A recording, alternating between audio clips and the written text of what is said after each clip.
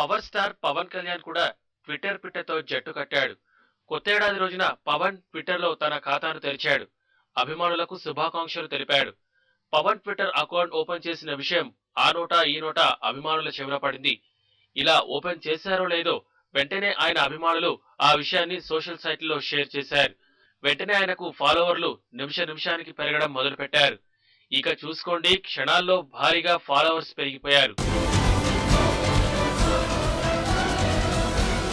వేల సంఖ్యలో ఫాలోయింగ్, అరగంటలో దాదాపు 5,000 మంది ఫాలోవర్లయ్యారు.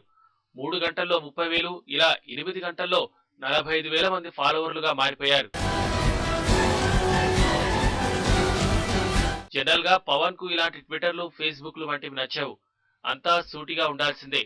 కానీ సోషల్ మీడియాతో ప్రపంచాన్ని పలకరిస్తున్న మోడీ రూట్ ను గబ్బర్ సింగ్ ఫాలో అయ్యాడు. తమిళ super star Rajinikanth, big B వంటి కథానాయకులు సైతం తమ అభిమానులకు ఆన్లైన్ లో మరింత దగ్గరవుతున్నారు. ఎప్పటికప్పుడు తమ సందేశాలను ట్విట్టర్ ద్వారా చేరవేస్తారు. ఫ్యాన్స్ తో రెగ్యులర్ గా టచ్ లో ఉంటున్నారు. ఇప్పుడు పవన్ కూడా ఆ క్లబ్ లో చేరిపోయాడు. మరి తన ట్వీట్లతో సంచలనాలు క్రియేట్ చేస్తాడా? కూల్ గా సందేశాలిస్తారా? Wait and follow.